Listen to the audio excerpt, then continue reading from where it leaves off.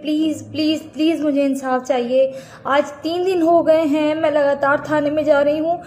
ये सुबह हफ्ते की सुबह 26 तारीख की बात है, 9:30 बजे की। मैं अपने काम पर जा रही थी सर। मेरी बहनोई ने पीछे से आकर मुझ पे अटैक किया है। मेरी आप आंख देख सकते हैं, मेरा मुंह देख सकते हैं, मेरे नाक की हड्डी डैमेज है, लेकिन मेरी कोई नहीं सुन रहा। मैं 3 दिन से लगातार थाने जा रही हूँ। उसने मुझे रास्ते में खड़ा करके, ये आप देख सकते हैं कि मेरी ये कमीज़ कहाँ तक फटी हुई है। ये आप देख सकते हैं कि उसने मुझे कितना मारा है। ये मेरे नील है, मेरा पूरा जिस्म डैमेज हुआ हुआ है, पूरा जिस्म मेरा डैमेज है। मैं आपसे हाथ जोड़ कर कहती हूँ कि मुझे इंसाफ चाहिए, मुझे इंसाफ चाहिए। मैं जब भी महमूदाबाद थाने में जाती हूँ वो लोग यही बात करते हैं कि आपकी रिपोर्ट ऑथेंटिक नहीं है। मैं आज अपना एक्सरे लेकर गई हूँ नाक का, मेरे नाक की हड्डी डैमेज हुई है, लेकिन वो लोग वो भी नहीं मान रहे। बाकी मैं आपसे हाथ जोड़कर मेरी गुजारिश है कि मुझे इंसाफ चाहिए।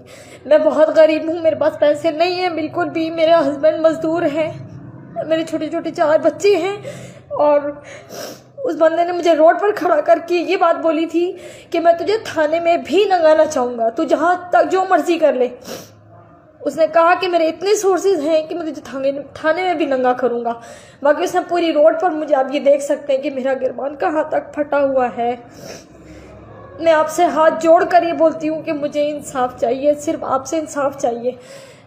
नहीं तो ये बंदा मुझे फिर मजबूर कर रहा है कि जब जाहिर है मुझे इंसाफ नहीं मिल रहा डीआईजी साहब, तो मैं खुद को आग लगाकर मैं कुछ भी करने को तैयार हूँ, लेकिन मुझे सिर्फ इंसाफ चाहिए।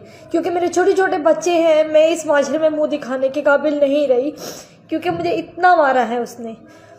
मैं सिर्फ आपसे इंसाफ चाह रही हूँ, बस मुझे इंसाफ चाहिए। 3 दिन हो गए, मुझे डॉक्टर ने बेड रेस्ट बोला था क्योंकि मेरे जिस्म की जगह जगह जख्म हुए हैं। उसने मुझे इतना मारा ज़मीन पर लिटाकर, मेरी जगह जगह जख्म हुए हैं।